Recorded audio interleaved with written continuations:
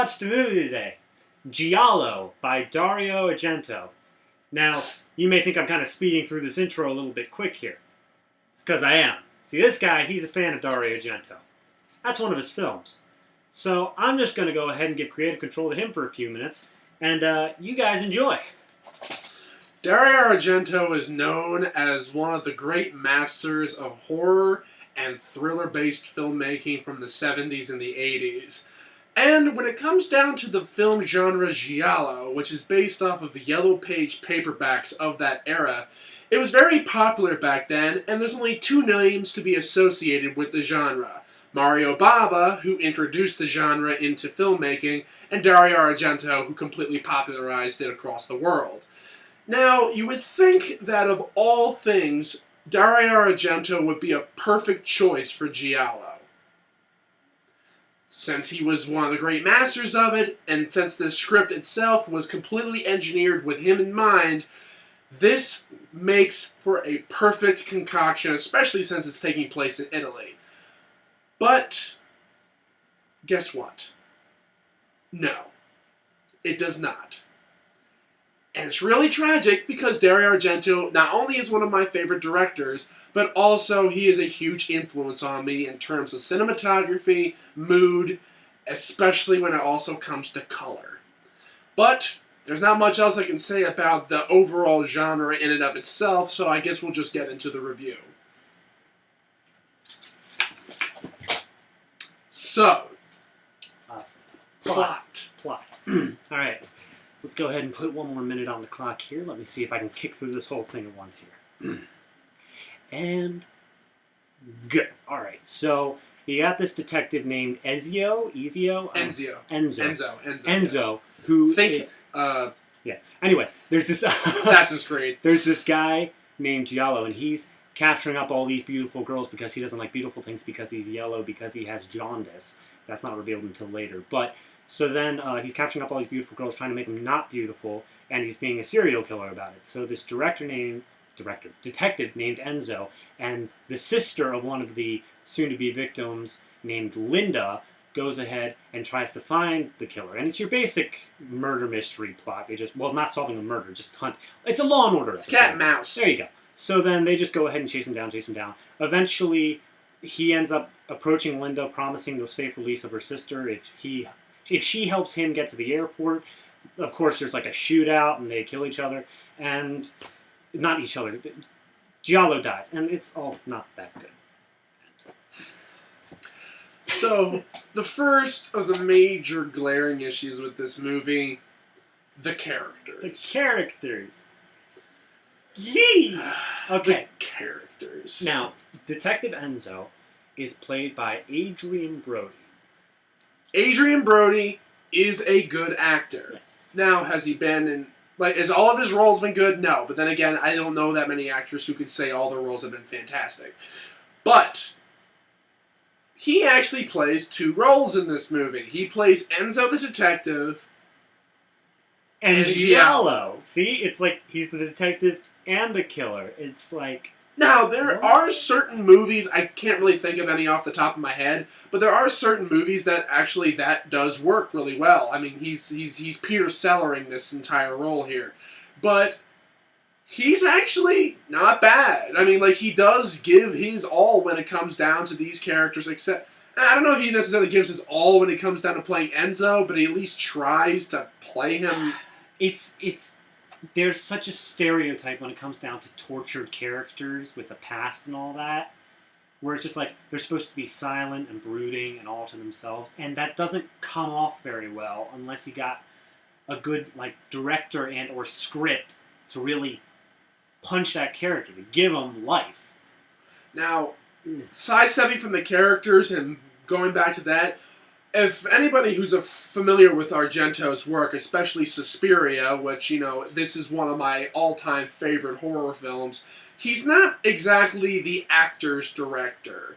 He's known mostly for mood. And this movie has no mood whatsoever. No, it's flaccid. It's very limp. That's a mood. It's an attempt at a mood, and actually there are a moment or two where it kind of gets like interesting, but then the utter stupidity of the characters come out. Now, like we were saying, the detective, he's pretty alright. I wouldn't say genre savvy, like he doesn't see all the things that happen before they happen, but he knows, like there's one point where Giallo is like cocking a shotgun, ready to shoot through a door to hit the detective. But, and he can hear Linda's voice being apprehensive, and I'm guessing he also hears the hammers being pulled back. Right. And so he leaves. He says, all right, I'm leaving. And then he goes and walks away just out of sight of the door, and then he gets his gun ready to kill the guy. To follow them and whatnot. That's mildly smart. And to be honest, it's in true Giallo fashion. Now, one of the major things about Giallo films is that all the characters are supposed to be sleazy. So any of the characters can be responsible for whatever. Now, this is a major problem with this movie. We know exactly who the person is the moment they show his face. It's not a murder. He's revealed maybe within the first half hour. And that's the funny thing is, if anyone has seen Dario Argento's first movie, The Bird with the Crystal Plumage, you don't know the people who are actually responsible for the deaths in the beginning until the end of the movie. And it does a very good job leading up to that point, and you think it's someone completely different and all that kind of other stuff. Everything leads together and it pieces well. This movie does not have that semblance whatsoever. No, they reveal who the killer is, and they just make... probably even half an hour into the movie. Yeah. Barely that. And you see him full facial, too. And the entire plot now, instead of revolving around who is the killer, it's just trying to find the killer. But it's just waiting for him to find the killer. It's not that interesting. It's not tense. There's no drama involved with it. As a matter of fact, it's nothing more than just counting down the clock. Exactly. We were sitting there and we were like, okay, first act is over, second act's beginning.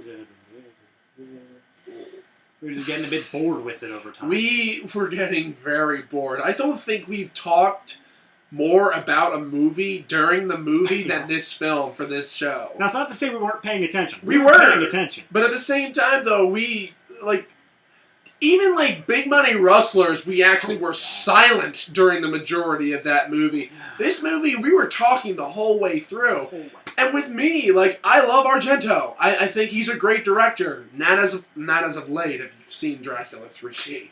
But the thing is, at the same time, he's a competent director, and the fact of the matter is he used to be a film critic before he became a director, so you know that he has knowledge of what a good movie, or at least competent filmmaking, is supposed to be.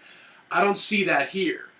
Now, to be fair, from what we've read about this, the producers apparently interfered a fuck ton with this movie, including the official cut of the movie when it was released.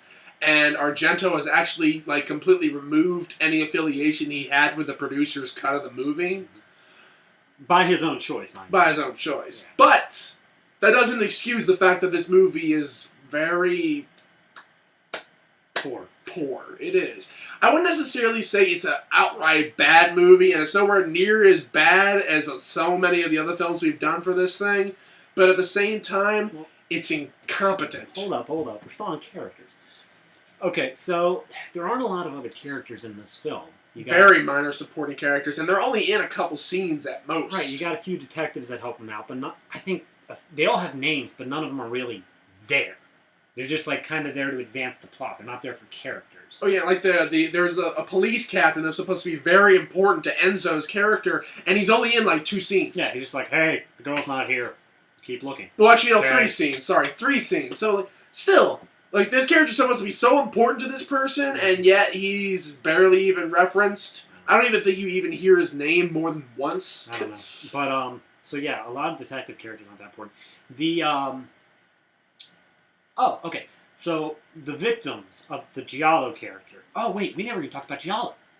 Giallo, Adrian Brody's other role, he's good. He's pretty entertaining. He actually was one of the reasons why we continue to watch the movie. Right. Now... Okay, I called it was Adrian Brody pretty early on, and then we checked the IMDb page to just double check, and the reason we had to check was he's covered in prosthetics. His whole face is just made to look ugly. To be honest, And I know this is bad to say this, the one thing that gave him away is his nose. Adrian Brody's got a very prominent nose. And that's... Yeah. Yeah, we're not saying anything bad about it. It's just that's how we called him. We're not making any jokes about it. We're just simply saying, oh yeah, they have the same nose. So, and he's made to look yellow. And also, he does actually have a very interesting Italian accent when he plays Giallo. His voice is actually really cool and creepy. All right, well, Detective Enzo was born in Italy. At the age of like 4 or 5, he then moved to the U.S. After his mother was killed. After his mother was killed in front of him. And then he moved back from the U.S. over to Italy. He found his mother's killer and killed that killer. Therefore, allowing him to get sort of like Edward Norton into the mind of the killer. Oh yeah, into the mind of the killer. The comparisons between this movie and Red Dragon were ridiculous. I kept on saying them, and I was happy about it because then we looked up the movie's tagline, and it's something along the lines like, "To catch a killer, you have to think like a killer." And that's exactly all what fucking Red Dragon was about. Exactly. The character Will Graham was all about that character, all about that type of characterization, and that's all Enzo was. Yeah. And that's the other thing about Enzo's character. We're only supposed to one. I could barely find anything to relate to this guy. Oh no! Just to be honest, like Adrian Brody was working with what he could, but at the same time, it's such a flat character. Very flat. I mean, Giallo was a dimensional character because it takes. Okay, you understand why he became what he became and whatnot. If you've ever been in school, like public schools, you know kids can be cruel. Yeah. Just terrible people. This kid grew up with jaundice, a disease that caused yellowing of the skin due to a liver malfunction. Imagine what these school kids did to him. They teased him. They made him feel as hideous as they saw him. And I was bullied back in elementary school and whatnot. And the fact of the matter is, I didn't have any major qualms with my appearance and all that kind of stuff. And that was still just enough to make people go off the deep end. This guy, there's some realization of why he became what he became. Right. It's not like the greatest backstory in the world. It's not like a tragic character. I mean, he has a... But it's believable. It's believable. Yeah. But, moving to... Wait. Celine. No. Yeah, Celine. That's Celine, Linda's sister. Yeah. Okay, well, all the victims in general, they're your basic... They're just there. Torture porn victims. They just sit there and go, God! Let me out! Let me, please! Please! Oh, God! I want to die! Now, thankfully, that other character who was the victim before Selena was starting to get worked on by by Giallo. Sorry. It's Adrian Brody. Same character. The thing is, though, like, she had a reason to act why she did. Now, Selena, I had no sympathy. Because, one, when she was put on the table to have Giallo start working on her, she started shouting at him, calling him ugly and you'll never be beautiful and all that kind of stuff. I'm like, you really think it's smart to say that to the person who literally is trying to kill you? That's like going up to a crazed gunman and saying, hey, I bet you don't got balls to pull the trigger. I bet you don't got bullets. It's, oh my God. It's like I just kept telling her, like, kill her. Just kill her so she can shut up. And this is what the whole plot is about. While finding the killer, they're also looking for this girl. Like, they want to save her before she's killed. But we don't feel like she should be saved.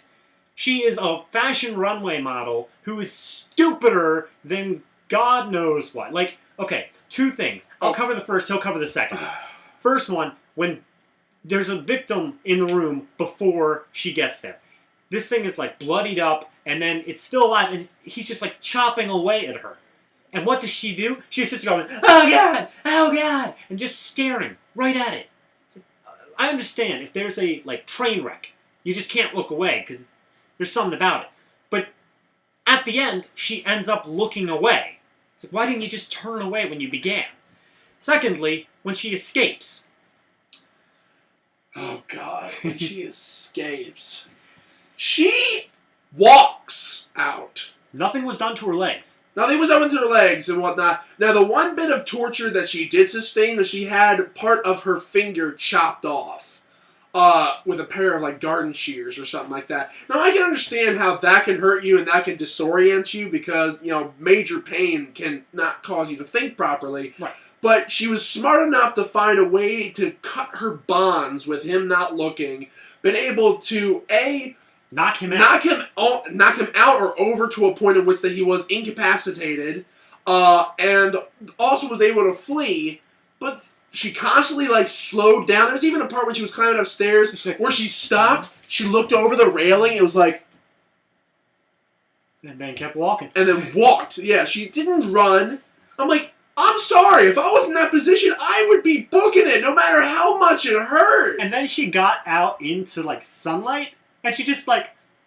She's like touching... She was like touching leaves. She's like, oh my god. I'm like, alright, you've been like trapped for like one day. Yeah, it hasn't I mean, if you were like a month that you were trapped down there and you were like petting the leaves, I can maybe understand it because you were going through major psychological torture. But at the same time, you've been there for a couple days. Now, a couple days to some people, that depending on what torture was inflicted, yeah, that could be stuff. But you're not going to be just like, yes!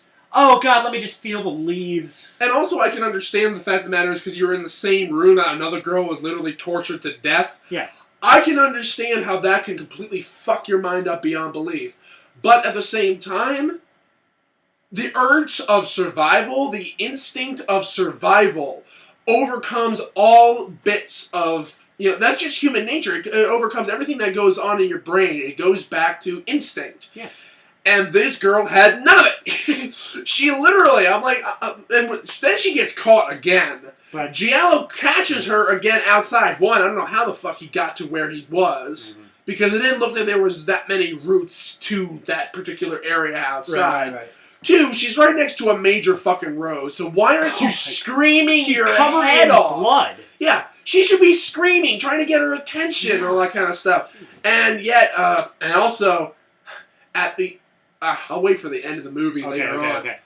Well, now, no, you know what? Just cover it now, because we're not going to get back to it. Well, the thing is, it also is dependent on Linda. Okay, well then let's go to that. Let's go to Believe Linda it or first. Not, what's her name? I know her name is Emmanuel. No, not Linda. The girl that we just talked about. What's her name? Celine. Celine. Believe it or not. Oh, when she gets caught too, she's still fucking stupid. Believe it or not, we don't hate Celine the most. We don't. We don't. We hate her sister. Linda. We despise Linda. Now, let me make a point here. The actress who plays Linda, I've seen her before. She played the girl in Roman Polanski's The Ninth Gate. And she plays a really fucking cool character in that movie. This character is annoying. This character, I wanted... Here. Watching her was like trying to pull off your own fingernails. It was ridiculous. All right. So the basics to her character is she was on the phone when her sister was being captured. Not as much in like a Taken sort of way, but just like she was on the phone and then her sister got captured. It was a slight delay there, but her phone lost reception while she was in the cab and whatnot. She realized that something was wrong, so she went to the cops, and now she's trying to find her sister. The problem being she is ruining the case. Everything. The reason... Alright, hold on. I'm going to play Linda for a second here, alright? Give me a command. A simple command. Stay put. She does everything wrong. The cops tell her one thing. Don't go in there. Stay here. It's too dangerous. Oh yeah, and guess what? I love how at the end of the movie, now when Giallo gets killed and whatnot, she flips out on Enzo because they can't find her sister at the place where she originally was. And she's screaming at him, it's like, you know, he would have told me and all that kind of stuff. Alright, one, the whole fact that he hid her in a different place and came to find her to get out of the country was entirely her fault. Do you know why? Because she let the press know who he was. She went to the press as soon as they found out the guy's real name and said, hey, this is the guy's real name. And I told Matt, I think that it was just kind of what the internet wanted to do with Coney, make him famous so that he's going to be found easier. But he can flee the country. And not only that, he can still kill your sister beforehand. Exactly. Because if you're traveling around with a person, it's a little hard to navigate yourself with, even especially if you got yellow skin. You're kind of easy to pick out in a crowd. Point being, she's stupid. She's really stupid. The only reason, and of course, she doesn't find her sister at the end because the way that the movie ends is supposed to be a cliffhanger ending. She's in the trunk of a car. I'm guessing it's the airport. She's in the trunk of the cab. Now, let me get you this straight. Giallo abducts women in a cab. And that's how, Enzo earlier on in the movie says that he's a trapper. She just got in the wrong cab. Mm-hmm. That makes sense because that is a legitimate type of, sociopathic personality. Anybody who's ever watched, what is it? Criminal Minds. No, Sherlock. First episode. Exactly. The first episode, exactly. But when she's in the trunk and whatnot, everyone's incompetent in this movie. Yeah. She's hitting the trunk with her feet and whatnot. She's bound and gagged. Yeah, she's bound and gagged, and I got that. 2, her hands are up here. I'm sorry, you can so easily take your hands and move the gag out of your frickin' mouth. No one's bright. No one's bright. And even Enzo is bright, but he's dim. He's a dim type of brightness. Whereas everyone else is a wet match, this guy's just kind of like a dying candle. Exactly. That's the best way to describe it. And that's really pathetic, too. Because if you look at the majority of Giallo films, regardless of whether or not the main character is a detective or not, because if you do the Bird with the Crystal Plumage, the main character is not a cop. He does all this, he tries to find this stuff out on his own. If my memory serves me correctly. Please forgive me if I'm getting this wrong. It's been a while since I've seen the movie. And that's also like movies like Deep Red, like Profondo Rosso and whatnot. Like, all these movies that Argento is known for, they're smart, they're very intelligent main characters, and also, it's a hard web of all these characters involved with a story that you have to navigate through in order to find the truth, and all these people could possibly have something to do with it. This movie is not a Giallo film. Alright, well, hold up. This movie is not a Giallo film. It's okay. Real quick, we're running out of time, so we're just going to hit the other base real quick. We need to talk really quickly about cinematography. Now, not so much in the end, but here. Matt will tell you about colors real quick. Tell him about the colors. Alright, Argento is known for his gels. There is not a single solitary color this man will not use. And not only that, also it is the most vibrant colors imaginable. The very first scene takes place in an opera house, and everything is so unbelievably red. Now, is that a bad thing? No! Exactly. As a matter of fact, one of the reasons why Argento's movies are so compelling when it comes down to mood is because of his use of color. However... During this movie, at least during the first act, he really had a fetish with car-mounted cameras. Just sticking it on the car. Like half the first of the movie was all camera mounts. Watching them drive around. One of those scenes took place at night. Which was the very first scene. In taking place at night, there are streetlights. These streetlights cast camera shadows right into the field of view. You see a camera shadow no less than 7 times. In a space of like 30, 40 seconds? Exactly. Yeah. It's like and I'm like, camera shadow, camera shadow, camera shadow. I'm like, okay, there are several points. I mean, like, actually, like, if we go back to Suspiria real quick, there's actually a shot in a cab when one of the characters is, the main character, played by Jessica Harper, is driving to the set.